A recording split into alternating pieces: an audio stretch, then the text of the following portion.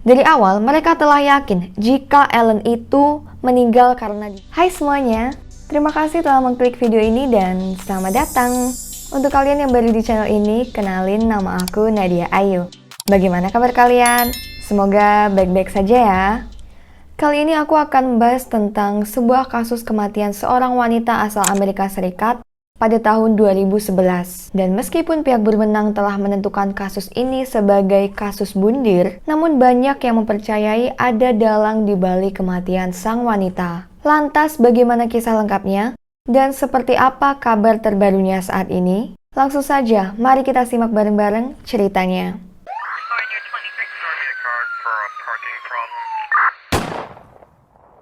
Ellen Rae Greenberg lahir pada 23 Juni 1983 di New York City, Amerika Serikat, dan merupakan putri tunggal pasangan Joshua dan Sandra Greenberg. Keduanya merupakan tenaga medis. Lebih tepatnya, sang ayah adalah seorang periodontis dan ibunya perawat gigi. Ellen pernah bersekolah di Penn State sebelum akhirnya melanjutkan ke Universitas Temple untuk mendapatkan sertifikat mengajar. Dan setelah itu, dia berprofesi sebagai guru sekolah dasar di Junita Park Academy, daerah Philadelphia, Pennsylvania, Amerika Serikat. Wanita ini dikenal sebagai sosok yang ramah dan periang, serta menjadi guru merupakan cita-citanya sejak remaja. Dia kemudian menjalin hubungan dengan Samuel Goldberg, seorang produser stasiun TV terkenal di Amerika yaitu NBC. Mereka menjalin hubungan selama 3 tahun, lalu memutuskan untuk bertunangan. Dan bahkan mereka telah merencanakan untuk menggelar acara pernikahan yang waktu itu ingin diselenggarakan pada Agustus 2011. Perlengkapan seperti baju pengantin dan tempat acara itu udah didapat.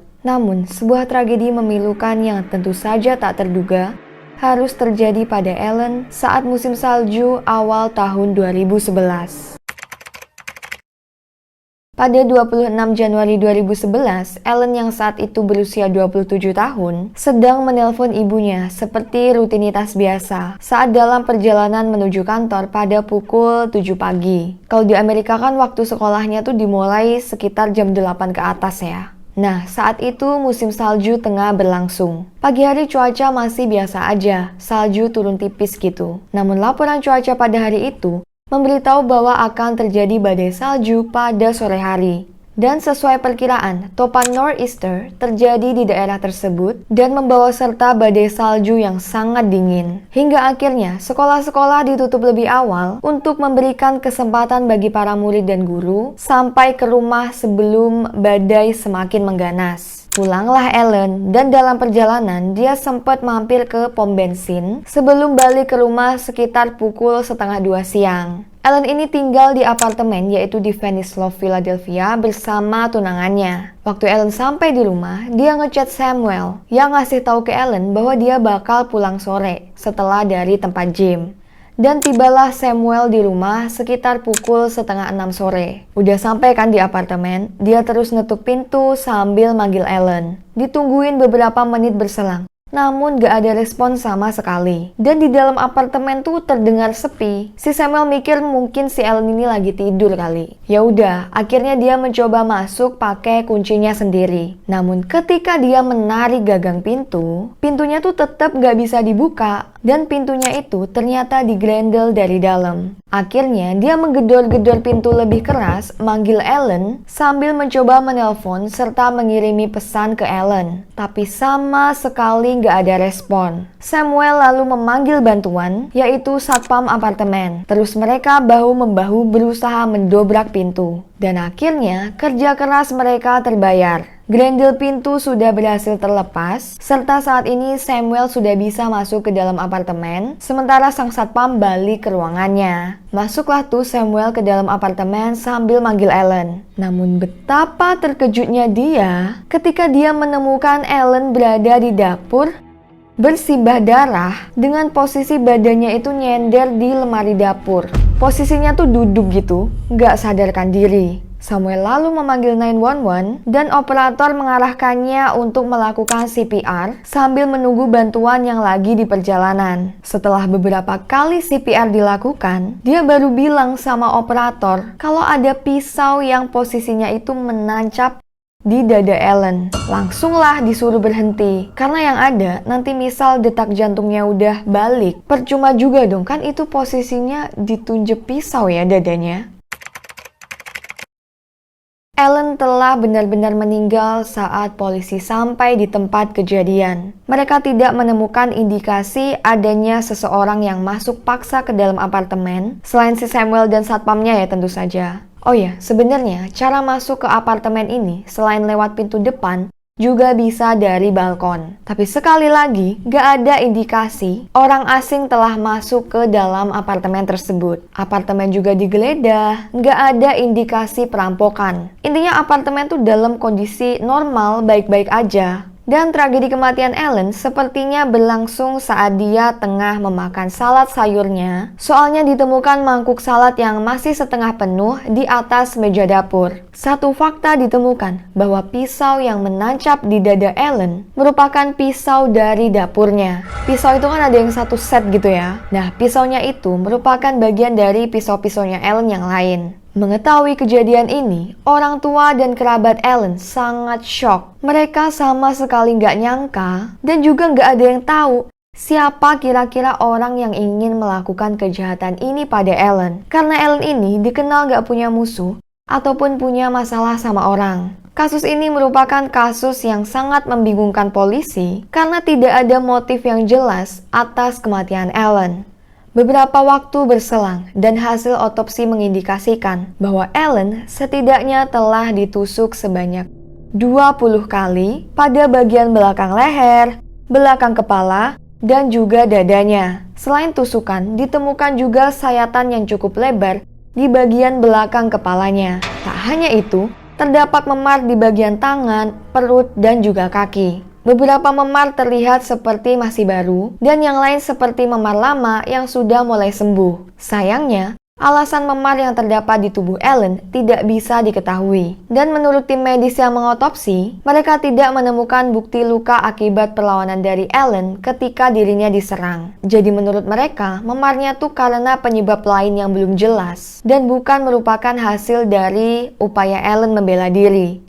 Awalnya, kantor pemeriksa medis Philadelphia menyatakan kasus kematian Ellen sebagai kasus pembunuhan. Namun kesimpulan ini tak bertahan lama. Pihak berwenang kemudian memberitahu tim medis bahwa Ellen mungkin telah meninggal akibat bundir sebagai dampak dari masalah gangguan mental yang tengah dialaminya. Karena ternyata selama ini Ellen tengah berjuang dengan masalah gangguan kecemasan yang membuat dia rutin pergi ke psikiater dan juga mengkonsumsi obat anti cemas. Nah, dengan segala bukti fisik dan non-fisik yang dikantongi pihak berwenang, mereka bertanya-tanya apakah Ellen bukan korban pembunuhan, melainkan dia menikam dirinya sendiri hingga tewas. Kok bisa tapi menikam diri sendiri sebanyak 20 kali? Dan disimpulkan bahwa obat anti cemas yang dikonsumsinya selama ini menyebabkan efek samping seseorang punya kecenderungan untuk bundir. Dan Ellen benar melakukan itu. Tim medis kemudian mengubah alasan kematian Ellen dari pembunuhan ke bundir pada 7 Maret 2011. Dan kasus ini pun dihentikan.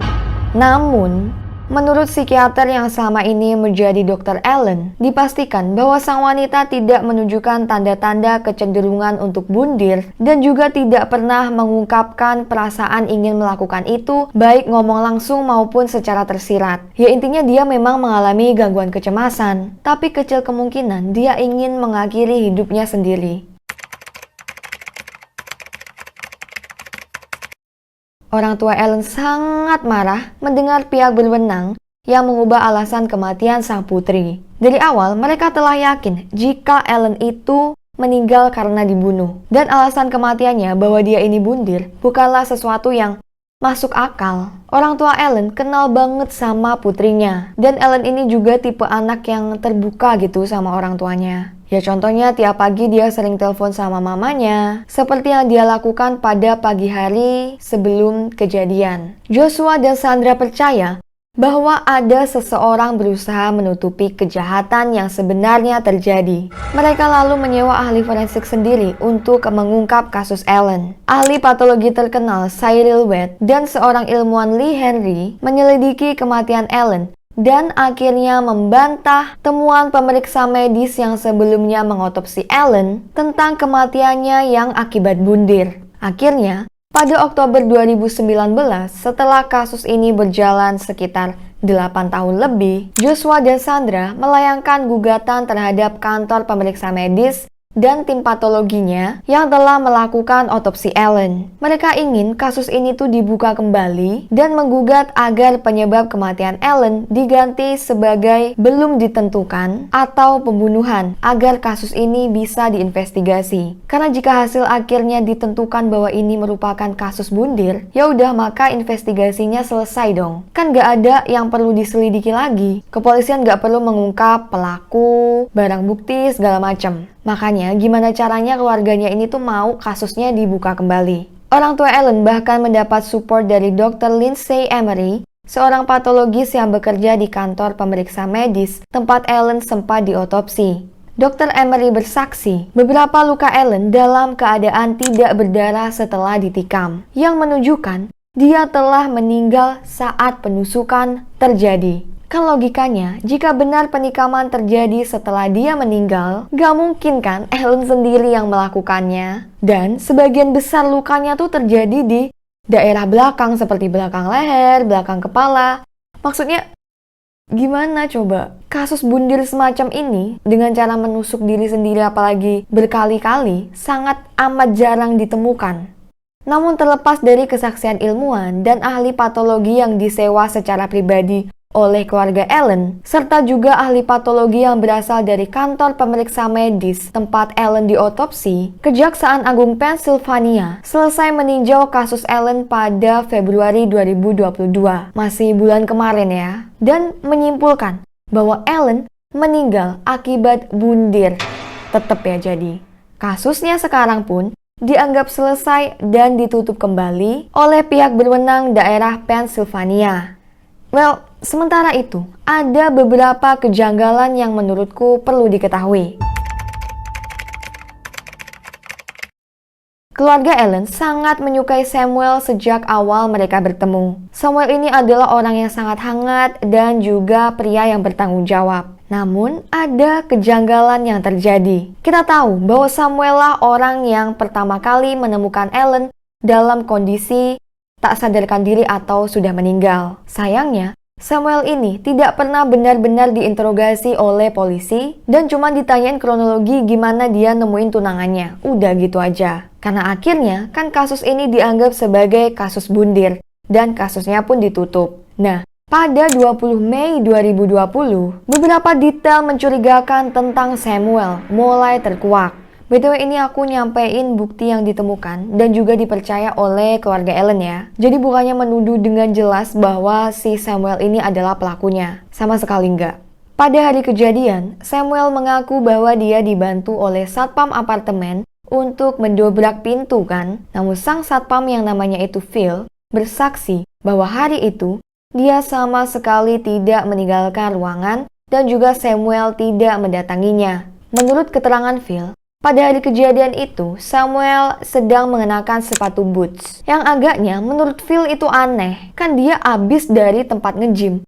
Masa nge-gym pakai sepatu boots? Tapi ya bisa aja sih kalau di tempat nge-gymnya dia ganti sepatu. Well, we don't know ya. Selain itu, akhirnya diketahui bahwa Samuel telah menghubungi 2 nomor lain sesaat sebelum memanggil 911. Dia menelpon orang tuanya dan juga pamannya yang seorang pengacara. Dan mereka berdua langsung bergegas menuju ke tempat Samuel, bahkan sebelum pihak berwenang nyampe di TKP. Janggal nggak sih? Kan normalnya kalau ada kejadian semacam ini, yang pertama ditelepon adalah emergency hotline ya. Tapi dia ngapain sempet-sempetnya ngehubungi sang paman yang juga kebetulan merupakan seorang pengacara. Dan saat telepon dengan 911, Samuel ini tuh terdengar sangat kalem suaranya. Gak ada indikasi panik maupun shock. Tapi ya bisa jadi karena mungkin memang pembawaannya seperti itu ya. Satu fakta lagi yang diketahui adalah sang paman dan ponakan Samuel kembali ke apartemen atau TKP sehari setelah tragedi terjadi. Dan di sana mereka mengambil laptop Samuel, laptop Ellen, dan juga HP milik Ellen sebelum polisi sempat memeriksa semua itu. Ayo loh, Tapi balik lagi, pihak berwenang menganggap kasus ini telah usai dan sudah jelas bahwa Ellen meninggal akibat bunuh. Jadi apalagi yang perlu diselidiki? Meskipun seperti yang kita ketahui ya, cukup banyak kejanggalannya. Tapi nggak tahu juga kalau memang itulah faktanya, kalau Ellen meninggal akibat bunuh. Sementara itu, orang tua Ellen hingga kini tidak mau menyerah dan berjanji akan terus berjuang demi almarhum sang putri. Karena mereka masih tidak percaya bahwa anaknya ini bunuh. Joshua dan Sandra ingin menguak apa yang sebenarnya terjadi pada Ellen, serta menganggap keadilan belum ditegakkan. Jadi itu tadi kisah tentang kematian Allen Greenberg yang meskipun secara hukum telah dipastikan penyebabnya apa, namun banyak yang percaya, terutama keluarga dan juga kerabat, bahwa dia tidak mungkin bunuh dan seseorang telah dengan sengaja menghilangkan nyawanya. Bagaimanapun itu, semoga kebenaran akhirnya terkuak ya.